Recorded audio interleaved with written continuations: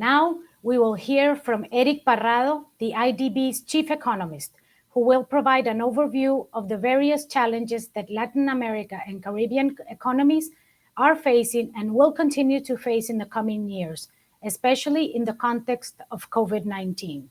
Eric, the floor is yours. Marilena, and good morning, good afternoon, and good night, depending on where you are. My name is Eric Parrado. I am the Chief Economist and General Manager of the Research Department of the Inter-American Development Bank. And it's a real pleasure to be part of this Partners Forum. In a similar forum 2 years ago, we had a very interesting discussion about the challenges of Latin America and the Caribbean at the time. Today, as a result of the COVID-19 pandemic, we have new challenges on top of the existing ones. So this presentation will cover the impact of the COVID-19 crisis through several different lenses, but with a strong focus on the opportunities.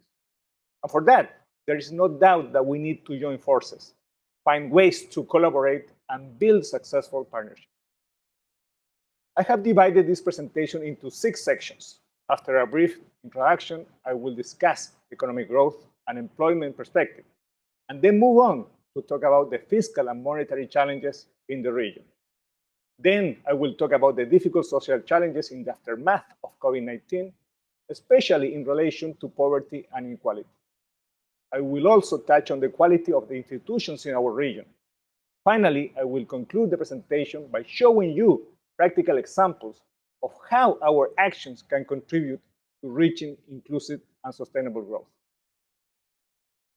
By way of introduction, let me say that this crisis began to unfold as countries were already facing a complex set of pre-existing conditions, including low levels of productivity and simmering social discontent. Perhaps a fitting analogy to describe the situation would be that in 2019, the region was still flying, but with one broken engine because of these initial conditions. Then in 2020, the other engine also took a hit because of the COVID-19. The challenge was to fly this aircraft to safety and try to rescue the passengers. And 2021 has been a very good year because the flying conditions have been optimal. But as soon as we land this plane, we will need to prepare for the necessary repairs. So to continue our development trip, we will call for a new flight plan. And the IDB flight plan, as President Claver Carone and my colleague Jessica Bedoya highlighted in their initial remarks, is our new Vision 2025, with a focus on an inclusive and sustainable recovery. Now let me quickly go over the challenges facing Latin America and the Caribbean so it can strengthen economic growth and recover employment. First, I will discuss the short-term challenges posed by the impact of the COVID-19 crisis, and then I will consider the long-standing challenges. The pandemic caused what we call a triple sudden stop in Latin America and the Caribbean economies, affecting not only financial flows, but also human mobility and international trade. The impact was unprecedented. While the region has just 8% of the global population, it accounts for more than 30% of global death from COVID-19. And the 7% loss of GDP in 2020 was the largest in a single year since 1821. When the pandemic first erupted, people initially thought that we had to choose between saving lives and saving the economy. But the data tell us that this wasn't the case in Latin America, which performed the worst in terms of managing the health crisis, accounting for the highest ratio of death per 100,000 inhabitants, and also suffered the worst contraction of its economy in 2020. Although the COVID-19 pandemic has remained critical in 2021, and Latin America and the Caribbean continued being the region with the most death per 100,000 inhabitants, economic activity is now recovering at a good pace. However, when we compare the accumulated growth between 2021 and 2019 and the accumulated death since the beginning of the pandemic, we see that the region stands to be the hardest hit by both the health and economic crisis in these 2 years. When analyzing the impact that COVID-19 had on people's mobility, it's obvious that the region was one of the most affected by lockdowns and restrictions. However, mobility is recovering to its pre-pandemic levels. Commodity prices, on the other hand, which also suffered a severe blow in April 2020, have been recovering and show a positive outlook. Our commodity-rich countries should take advantage of these conditions to smooth future spending. Similarly, the COVID-19 crisis and the different restrictions and lockdowns severely affected the value chains that drive international trade and the global economy. However, exports have recovered at a good pace throughout 2021. And as we discussed in a recent IDB flagship publication, deeper trade integration brought many benefits, including faster growth. So we should continue to increase our regional and global integration. Another piece of positive news is that remittances, which suffered a significant pullback at the beginning of the pandemic, have recovered rapidly in several countries in the region, especially in Central America. Economic activity has gradually recovered from the contraction in 2020. However, there is great heterogeneity in the economic performance during the pandemic and the recovery, ranging from Ecuador, which contracted 12.8% in the second quarter of 2020 and grew 8.4% in the same period of 2021, to Peru, which fell 30% in the second quarter of 2020 and rebounded almost 42% in 2021. Latin America's growth is expected to rebound in 2021 with a rate over 6%, given the positive global conditions. The IMF just released its World Economic Outlook yesterday and projects a 6.3% in terms of economic growth for the region. However, the projections from 2022 onwards are closer to 3% on average.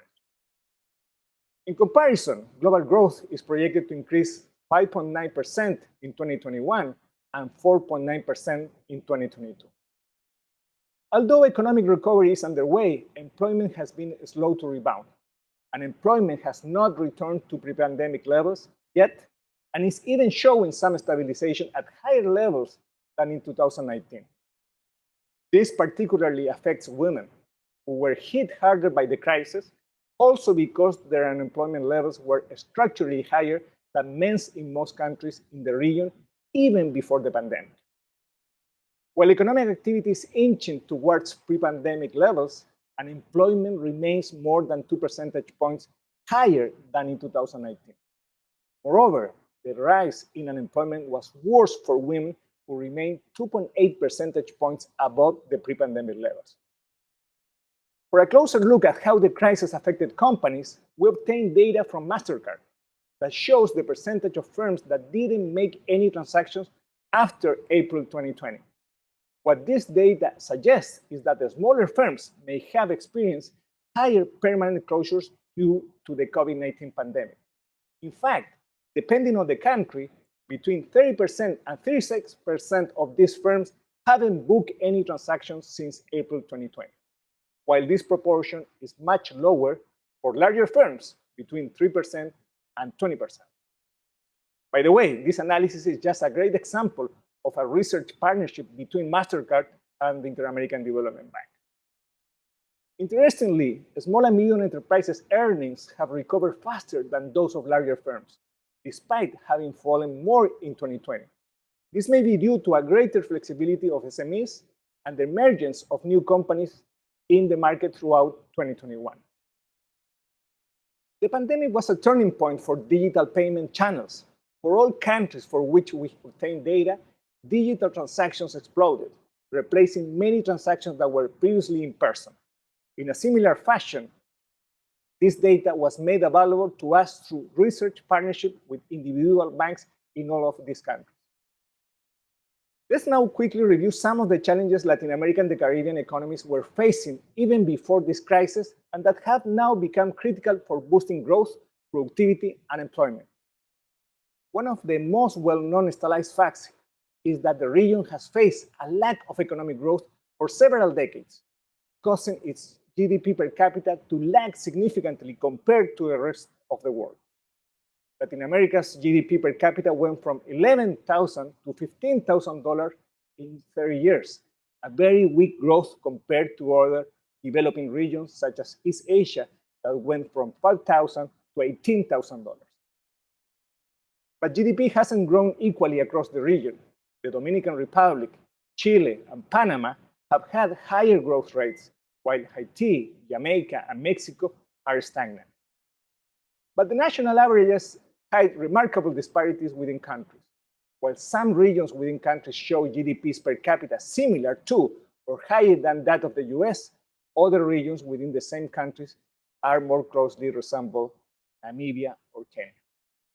To a large extent, Latin America's weak economic growth has been the result of a stagnating productivity.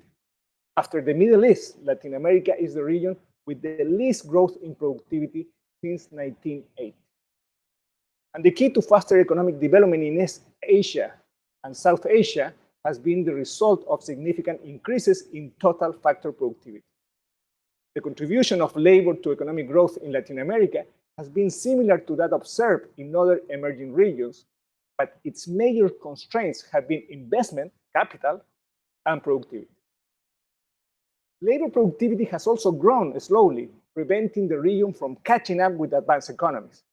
While in 1970, the output per hour worked in Europe was 1.9 times that of Latin America, in 2018, this ratio had risen to 2.6. Moreover, labor productivity also varies widely within Latin American countries. On the one hand, there are regions with levels to those of advanced economies. On the other hand, we see regions where labor productivity is more similar to poorer countries in the world, like Indonesia or Zambia. Another significant challenge is the fact that the labor market is more hostile to women, especially in certain regions. In particular, the gender employment gap is more than 50 percentage points in some regions, such as Chiapas in Mexico.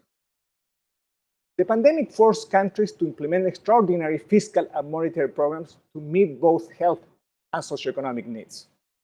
Advanced economies implemented larger fiscal packages compared to emerging economies, and countries in our region responded to the pandemic within their means, but with great heterogeneity between countries. Lower fiscal income and higher fiscal expenditure in 2020 resulted in large deficits. On average, they have been 8.7% of GDP in Latin America and the Caribbean. The weak fiscal situation and COVID-19 related emergency spending led to a sharp spike in public debt in many Latin American countries, making it imperative to seriously undertake substantial fiscal reforms. The weak fiscal situation has also led to the downgrading of some countries' risk ratings, as was the case in Colombia in May 2021. IDB estimates show that in absence of fiscal reforms, Latin America's public debt will not return to pre-pandemic levels in the medium term. So we are facing a huge fiscal challenge. We need structural, fair, timely, and efficient fiscal reforms that help us to overcome the twin challenges of fiscal pressures and social unrest that have spread across Latin America in the last 5 years. And political leaders must understand that increasing spending in response to social demands must correlate with public revenues. Fiscal management is complex, especially as debt levels are increasing, but our countries need to establish a stable path for fiscal policy and a clear strategy to exit the pandemic. The political economy of fiscal reform has always been important, but no more than so than ever due to the growing demands for greater opportunities, inclusion, and equality. Policymakers need to be bold and identify opportunities to strengthen public finances. This involves reallocating expenditures to support inclusive growth, increasing expenditure efficiency, increasing tax revenue, including measures against tax evasion and avoidance, and building a stronger and more transparent fiscal institution. IDB calculations showed that increasing the efficiency of public spending would allow a saving of about 4.4% of GDP in a yearly basis. The region also continues to suffer from inefficient tax design and implementation. We estimate that if the region matched the tax effort of advanced economies, which would imply increasing the percentage of effective tax collection from 60% to 77% of the potential tax collection, then revenues would increase by 7% of GDP. According to IDB research, significant fiscal space could be found within budget items that exhibit large levels of spending misallocation. There are significant opportunities in this regard, especially in Argentina, El Salvador, Bolivia, Nicaragua, Colombia, and Mexico. Tax collection in Latin America and the Caribbean is only 22% of GDP, while it's over 35% of GDP in the OECD. But there is substantial heterogeneity across the region, so very different policies are required depending on whether taxation is high or low. At minimum, as I mentioned before, reducing tax evasion and tax avoidance would be a key component in a fiscal consolidation strategy. In addition, countries should think of imposing carbon taxes to combat climate change. Latin America and the Caribbean has plenty of room to increase fuel taxes or reduce subsidies. Digital services must also be taxed to ensure that taxes are fairly applied across sectors. These services have experienced a surge in demand, yet their taxation is low. These additional resources, besides guaranteeing fiscal and public debt sustainability, should be used to increase investment in health, education, well-targeted income transfers to lower-income families, and in efficient infrastructure, which has a high multiplier. For example, we estimate that every dollar invested in efficient infrastructure could raise economic growth by $2. In addition to the fiscal challenge, another risk that threatens economic recovery and stability in Latin America is inflation, which began to increase in early 2021. This situation has led central banks to raise their interest rates. We have already seen this happen in Brazil, Colombia, Chile, Mexico, and Peru. Also, inflation expectations have increased since early 2021 for both 2021 and 2022. So central banks face the challenge of managing monetary policy in a way that generates credibility and allows them to anchor inflation expectations in the short and medium term. This is all happening as countries are being threatened by new variants of COVID-19 and new waves of infection that could delay economic recovery and growth. The perils are potentially great. Many countries in the region now face the twin risks of economic slowdown and high inflation, with a resulting impact on the poor that could be immense. Of course, if you want more information about this, we just published a blog post today about inflation, its impact on the poor, and the responsibility of central banks. We already discussed the fiscal and monetary challenges, but one of the main risks to the recovery of our economies is the slow progress in their vaccination efforts. There is no doubt that the speeding up vaccination is key to increasing economic activity and recovering employment. Let's now review the significant social progress that the region has achieved in recent decades and that is now being jeopardized by the COVID-19 crisis. Latin America's progress in the fight against inequality can be seen as a glass half full or half empty. From the glass half full perspective, the region has had the largest inequality reduction worldwide in the last 2 decades, and as usual, with great heterogeneity. Nonetheless, from the glass half empty perspective, Latin America remains the second most unequal in the world after sub-Saharan Africa. The pandemic hit low-income households and informal workers the hardest. This had significant repercussions on income distribution, which deteriorated in most countries in the region in 2020. The persistence of high inequality in Latin America is partly due to a lack of progressivity both in taxes and also in public spending.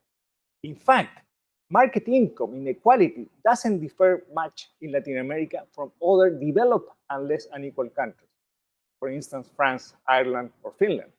What makes the difference in these countries is how well fiscal policy redistributes resources. As we can see, COVID-19 took its toll on Latin American household incomes, increasing poverty and undoing some social gains made in recent decades. In fact, about 22 million people fell into poverty in 2020, for a total of about 168 million poor. The good news is that emergency social programs were able to cushion the fall for some. However, it is uncertain what may happen in 2021 and 2022, given the weaker fiscal situation many countries are in, and which may hinder their ability to continue the provision of social transfer. Before we close, let's look at some key challenges faced by Latin American institutions. First, according to World Bank indices measuring institutional quality, corruption in the region has gotten significantly worse. Latin America also undergoes great institutional weakness regarding government effectiveness compared to other regions of the world. Similarly, political stability is weak and has fallen since 2010 without signs of recovery. As institutional quality weakens, trust in political institutions plummets. Trust in Congress, political parties, and the judicial system has fallen sharply since 2010. Given this reality, it's not surprising that social unrest is on the rise, which we have seen in the form of protests and social instability in many countries of the region, including Chile, Colombia, and Ecuador. Trust in political institutions is especially low in countries like Peru, Chile, Ecuador, Costa Rica, and Colombia. And given the importance of trust, or the lack thereof, we are planning to publish our flagship Development in the Americas report this year on this specific topic.